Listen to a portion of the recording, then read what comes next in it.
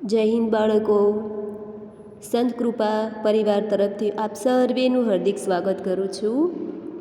ચાલો આજે ગુજરાતીની અંદર આપણે જે આપણા વ્યવસાયકારો એટલે કે આપણા જે મદદનીશો આપણે ભણ્યા હતા આગળ, મેં તમને જે વાર્તા કહી હતી ને એના ઉપરથી હું તમને થોડાક પ્રશ્ન કરીશ જે આપણી આ પાઠ્યપુસ્તકમાં આપેલા જ છે, બરાબર? અને તમારે મને એના જવાબ આપવાના છે, બરાબર?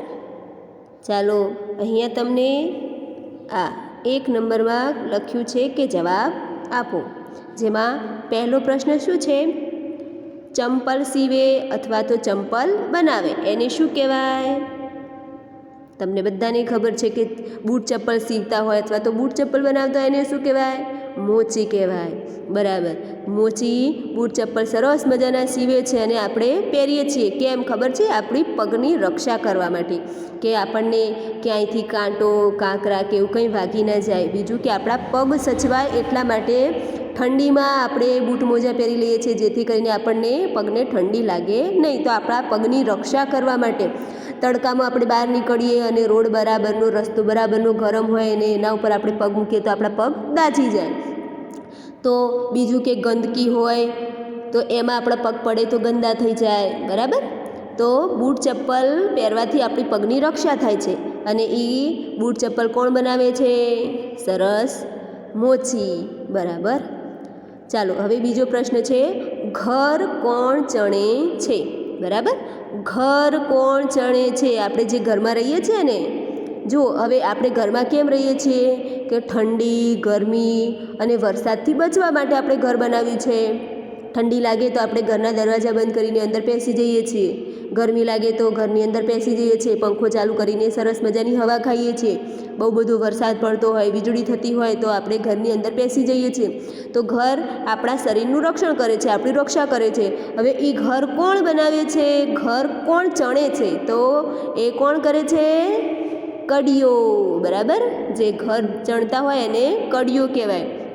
એ મોટા મોટા ઇમારતો બનાવે છે, મોટી મોટી બિલ્ડિંગો જોઈએ છે ને, 5, 6, 7, 10, 15 માળની બિલ્ડિંગો, મંદિર, બરાબર, એવું બધું એ બનાવતા હોય છે. ચાલો આગળ, કરવત કોનું ઓજાર છે?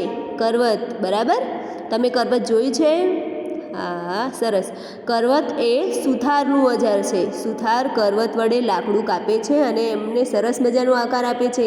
એ લાકડામાંથી ટેબલ, ખુરશી, દરવાજા, બરાબર, એવું બધું બનાવે છે.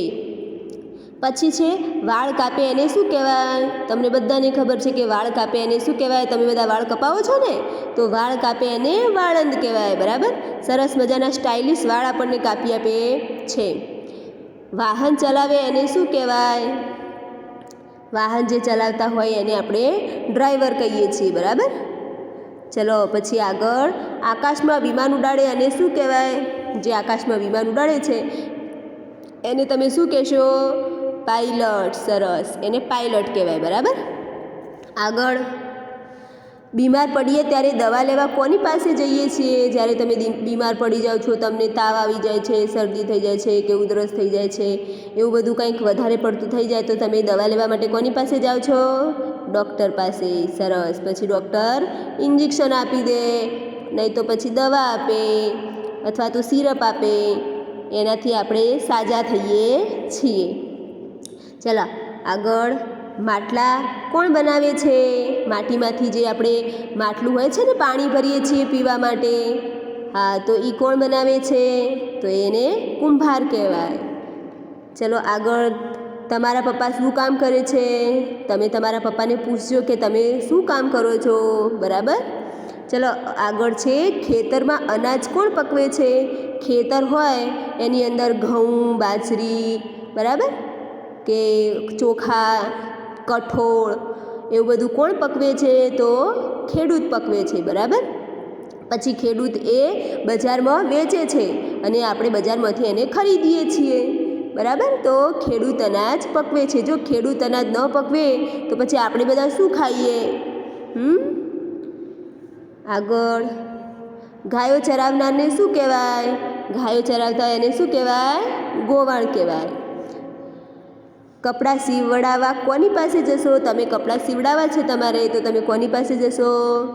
ડૉક્ટર પાસે કે પછી ટીચર પાસે? સરસ. કોની પાસે જશો? દરજી પાસે.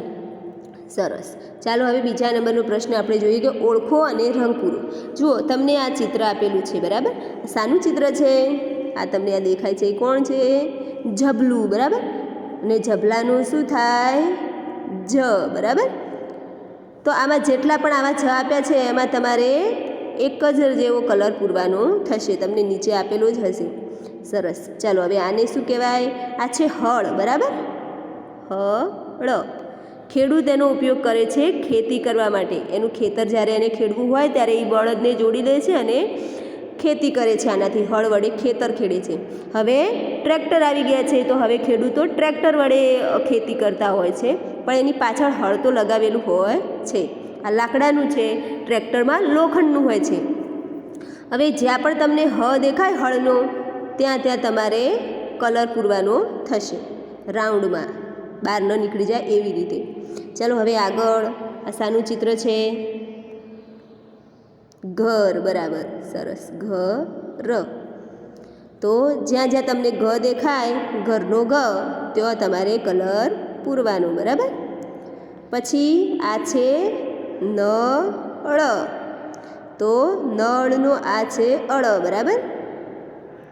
તો જ્યાં જ્યાં તમને અળ દેખાય ત્યાં ત્યાં તમારે કલર પૂરવો, બરાબર? તો આટલું તમે કરી દેજો.